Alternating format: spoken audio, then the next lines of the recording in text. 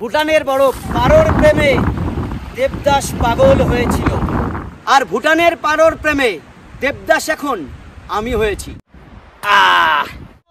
আরে কি দৃশ্য দেখুন, দেখে মনে হচ্ছে হিমবাহ নেমে এসেছে নিচে। নানান কালারের এই লিঙ্গ আপনি এখানে পেয়ে যাবেন, সাইজও নানান রকমের আছে। মাই নেম ইজ তন্নুজি। এই তো জীবন, চলাই গতি।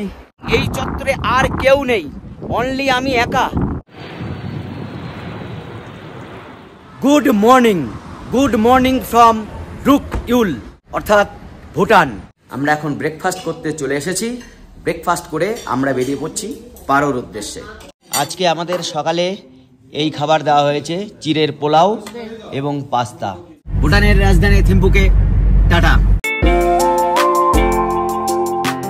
ভুটানের রাজধানী থিম্পুকে বিদায় জানিয়ে পারোর দিকে এগিয়ে চলেছি, যার দূরত্ব 50 কিলোমিটার। কিন্তু আমরা প্রথমে যাব ভুটানের সর্বোচ্চ মোটরেবল রোড চেলালা পাস। যাওয়ার পথেও আমরা বেশ কিছু স্পট দেখে নেব।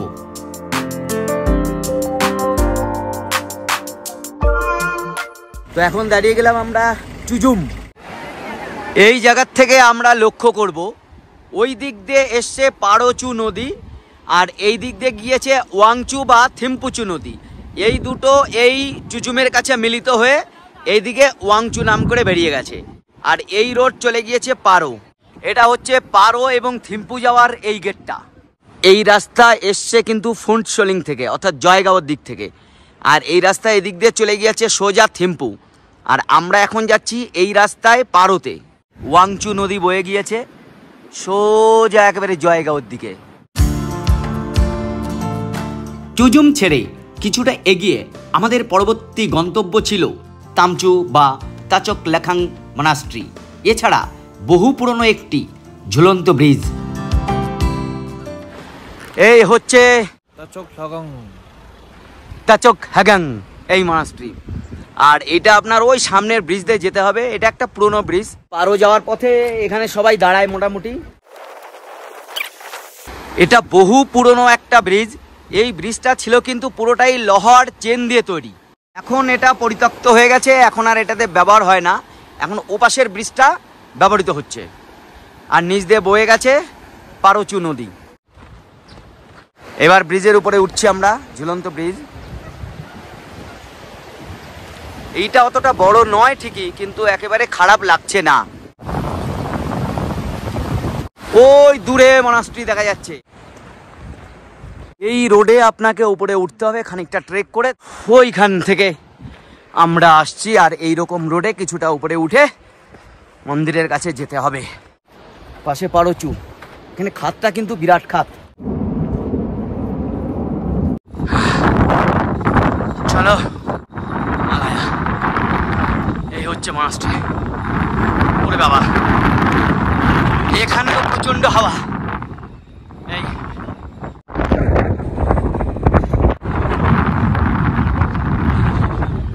আর এই মনাস্ট্রি তৈরি করেন থাংথাং গেলপো, আবার অনেকে থাংথাং গেলপো বলে থাকেন। মনাস্ট্রিতে প্রবেশ মূল্য 300 টাকা, কিন্তু সেটা যদি আপনি ভেতরে ঢোকেন তো। কিন্তু একেবারে মন্দির পর্যন্ত যেটুকু আমি এলাম, আমি কিন্তু টিকিট কেটে আসিনি। তাই আপনারা আসতে চাইলে এবং দেখতে চাইলে এই পর্যন্ত অনায়াসে আসতে পারবেন, কোনো টিকিট লাগবে না। এই স্রোতসিনী নদী বয়ে চলেছে। এই যে পারোচু বা পাচু নদী, এই নদীর উৎপত্তি কিন্তু চমলহারি পর্বত থেকে। ভুটানের এই জায়গা অনেকটা কাশ্মীরের বেতাব ভ্যালির সঙ্গে তুলনা চলে। পারোর সৌন্দর্য অনেকাংশেই লুকিয়ে রয়েছে থিম্পু থেকে পারো যাওয়ার রোডে। ভুটানে মোট 20টি জেলা রয়েছে, তার মধ্যে একটা হলো পারো, যার বেশিরভাগ অংশ জুড়ে রয়েছে বিস্তৃত পারো ভ্যালি। মাঝ বরাবর বয়ে গেছে পাচু নদী, আর চারিদিকে পাহাড়। সব মিলে বিধাতার হাতে আঁকা ছবি। যদিও আমরা এখন পারো শহরকে ডান দিকে রেখে চেলালা পাশের দিকে এগোচ্ছি।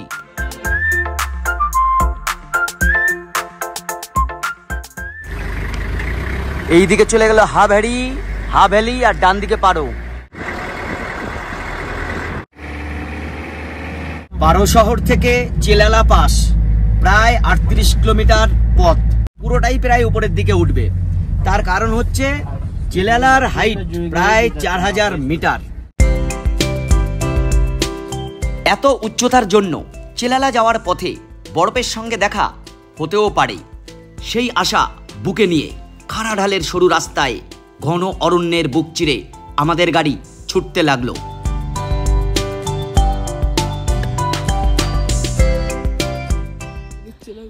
পথের মাঝে আবারও বরফের সঙ্গে দেখা। আরে কি দৃশ্য দেখুন।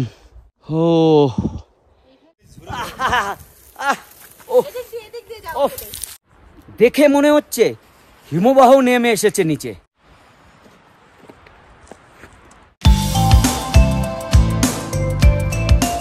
এরপর চেলালা পর্যন্ত পুরো রাস্তাটাই বরফে ঢাকা ছিল, সেই সঙ্গে উচ্চতার জন্য ঠান্ডার প্রকোপও ক্রমশ বাড়ছিল।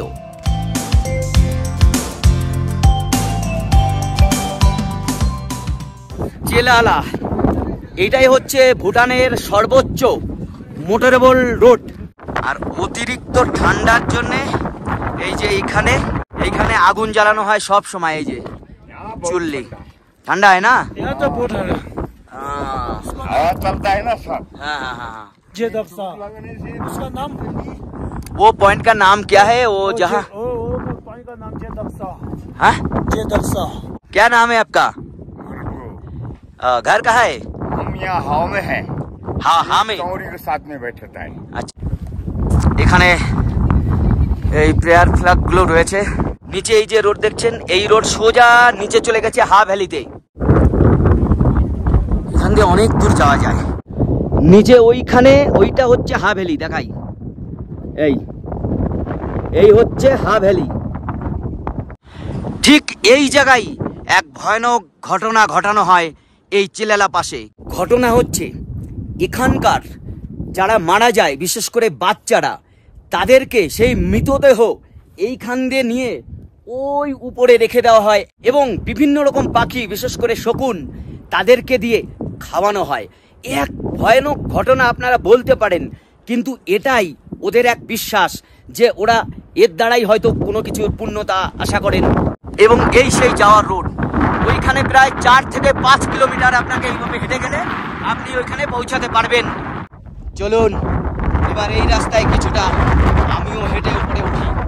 এখান দিয়ে হাঁটতে কিন্তু বেশ কষ্ট হচ্ছে, ওই জন্য খুব ধীরে ধীরে হাঁটতে হবে।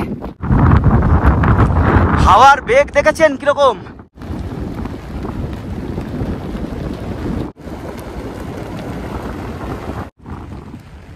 এখানে ছোট একটা চটেন বানানো রয়েছে দেখছি। উপর থেকে মনে হচ্ছে কাক শকুনের আওয়াজ ভেসে আসছে।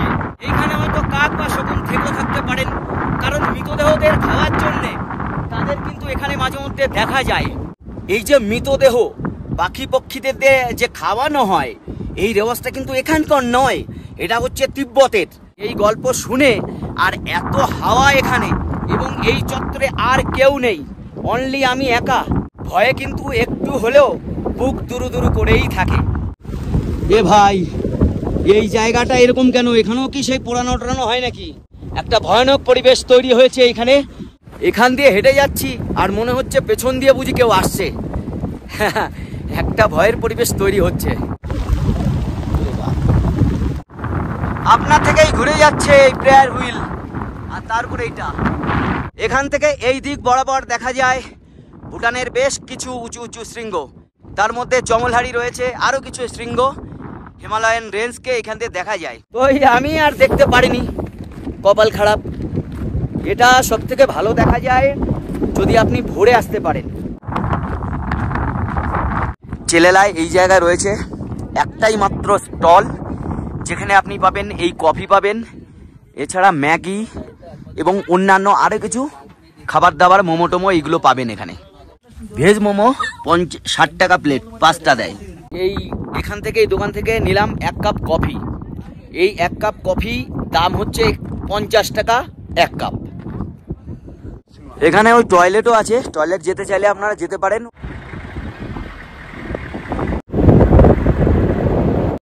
এই হচ্ছে পারো এয়ারপোর্ট। পারোর এই যে এয়ারপোর্ট, ছোট্ট একটা এয়ারপোর্ট, এবং এখানে যে ফ্লাইটগুলো ওড়ে সেগুলো কিন্তু আকার আয়তনে যথেষ্ট ছোট। গোটা পৃথিবীর মধ্যে ডেঞ্জারাস যে যে এয়ারপোর্ট রয়েছে তার মধ্যে অন্যতম একটা। তার কারণ হচ্ছে এর দেখুন চারিদিক এইরকম উঁচু উঁচু পাহাড় ঘেরা রয়েছে, যার ফলে ফ্লাইট টেক অফ কিংবা ল্যান্ডিংয়ের ক্ষেত্রে যথেষ্ট ঝুঁকি রয়েছে।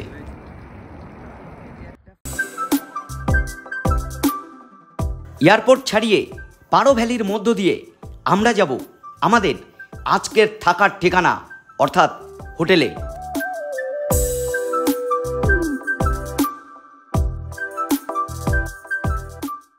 পারোতে এসে ট্যুর কিংডম আমাদের এই হোটেল দিয়েছে।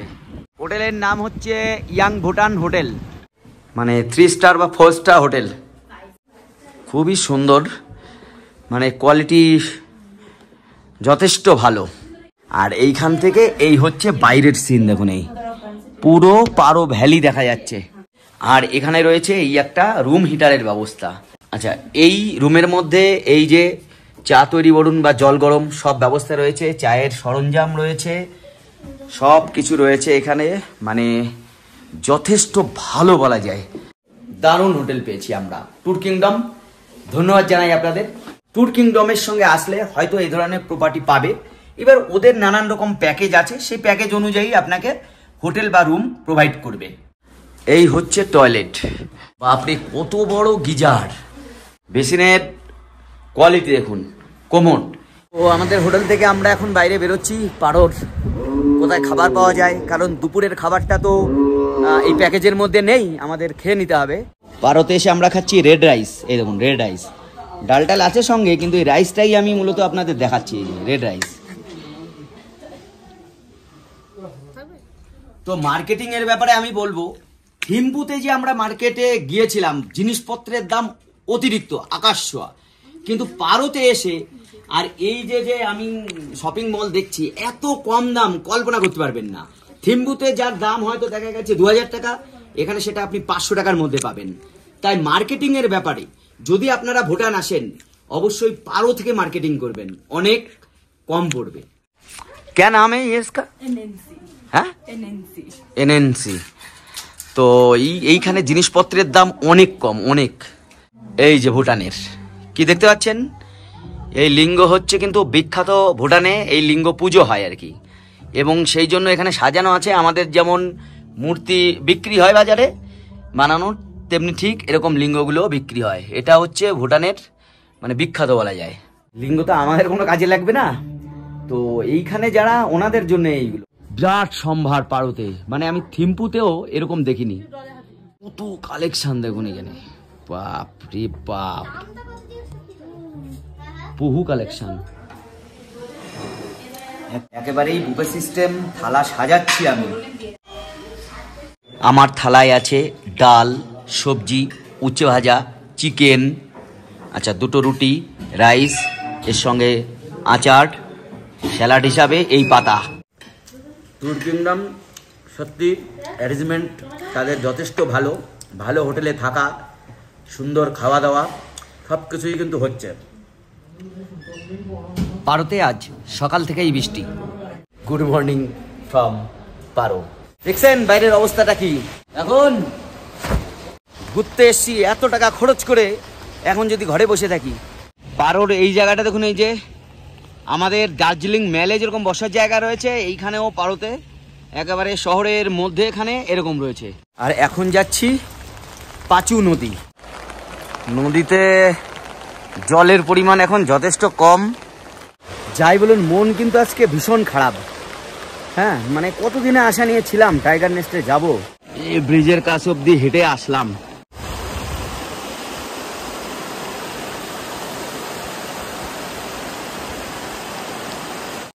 এখন পারোর আকাশ মেঘে ঢাকা, বৃষ্টি পড়ছে টিপিট টাপিট, ঝমঝমাইয়া মাঝে মধ্যে নেমেছিল। তার মধ্যে এখন আমরা যাচ্ছি পারো জং এবং মিউজিয়াম দেখতে। আমরা এখন যাচ্ছি টাইগার নেস্টের উদ্দেশ্যে। দেখা যাক কি করা যায় বৃষ্টি বর্ষার মধ্যে। মেঘে ঢাকা আকাশ এবং ঝিরিঝিরি বৃষ্টিকে সঙ্গী করে বৃষ্টি ভেজা পাড়োর অপরূপ দৃশ্য দেখতে দেখতে এগিয়ে চলেছি, যদিও মনের দৃষ্টি তখন টাইগার নেস্টে।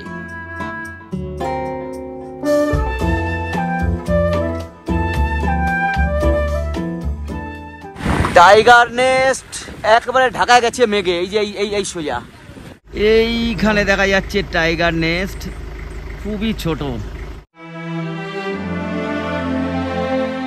ট্রেক হয়তো হবে না, কিন্তু রাস্তায় যেতে যেতে যা দেখেছিলাম মনের ডায়েরিতে তা খোদাই করে রাখলাম।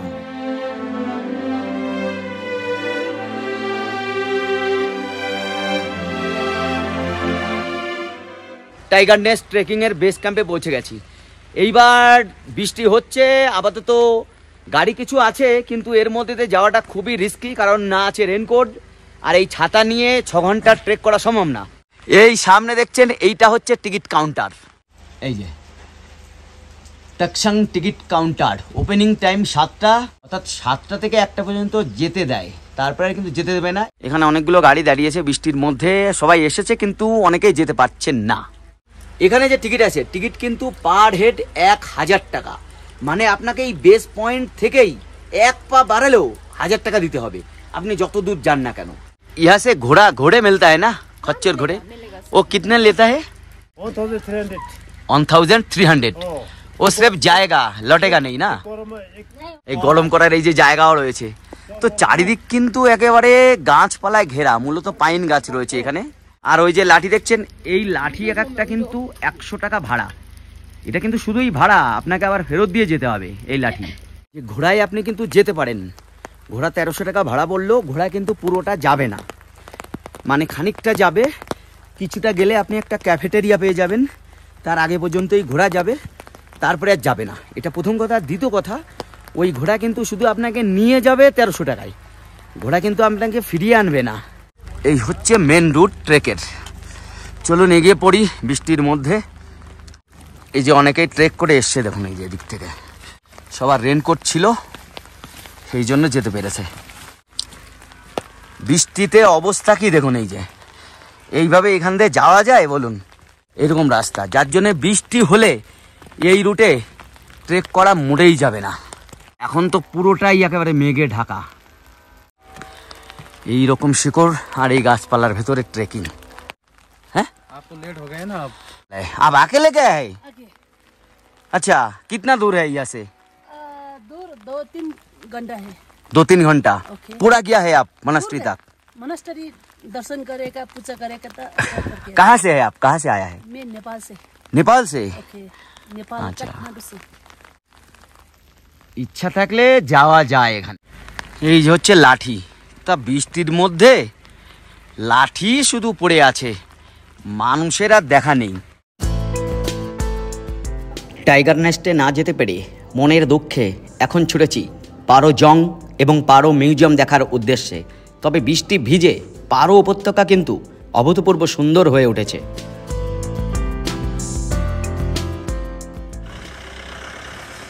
National museum of Bhutan. এই সামনে দেখতে পাচ্ছেন, এইটা হচ্ছে মিউজিয়াম। এই মিউজিয়ামে ঢুকতে আপনার 500 টাকা পার হেড টিকিট।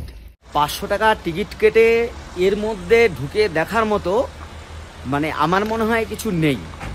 তার কারণ হচ্ছে এইখানকার এই যে পারো জং, সেই জংয়েরই বিভিন্ন জিনিসপত্র এর মধ্যে রয়েছে।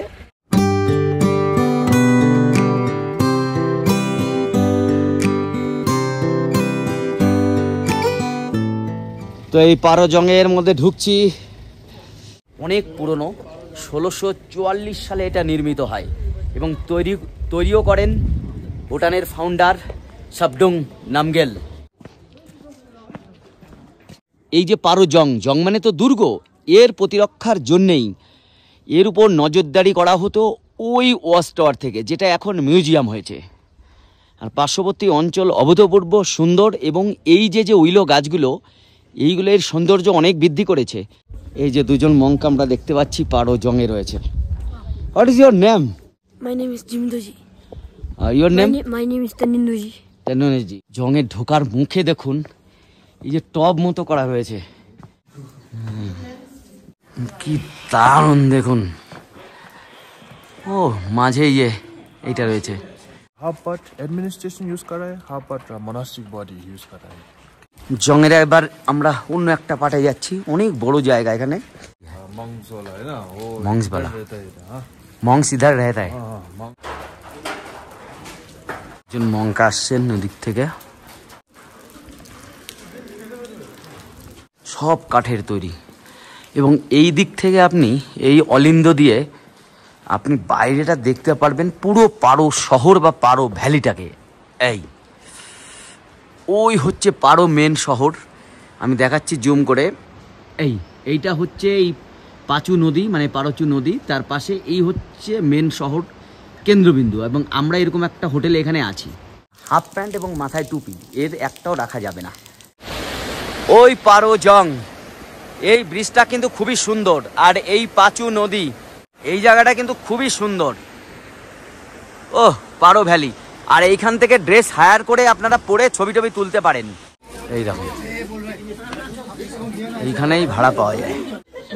यूनिफॉर्म पढ़ाচ্ছেন না? कितने लेता है ये यूनिफॉर्म? एक 300 चार्ज। 300 एक घंटे के लिए? घंटे नहीं, कितने बार कितने टाइम लेता है आपका विषय? घूम सकते हैं। কোথা থেকে আসলেন আপনারা? বহরমপুর। কেমন লাগছে ঘুরে তাই বলুন? ভালো। খরচটা কেমন হচ্ছে? এভারেজ। এবার শুনে নিন ভুটানে हेलो कुछ जांगपो। वेलकम को क्या बोलता है? थैंक यू में क्या बोलता है? পারোর সকাল, আর পারোতে দেখুন বরফ পড়ছে কিরকম সকালেই। এখন মার্চ মাসের শেষের দিক প্রায়, তাও এই বরফ। এইটা মূলত এই ওয়েদারের জন্য হয়েছে। পারো থেকে আমরা আজকে বেরিয়ে যাচ্ছি, এই পেছনে আমাদের হোটেল ইয়াং। বৃষ্টি ভেজা পারোকে বিদায় জানিয়ে আমরা রওনা হয়েছি ফালাকাটার উদ্দেশ্যে। পারো থেকে যার দূরত্ব 194 কিলোমিটার, প্রায় 5 থেকে 6 ঘন্টা সময় লাগবে। ফালাকাটা থেকে আবারও আমরা ধরব উত্তরবঙ্গ এক্সপ্রেস। ভিডিও এখানেই শেষ, সঙ্গে থাকুন, ভালো থাকুন, ধন্যবাদ।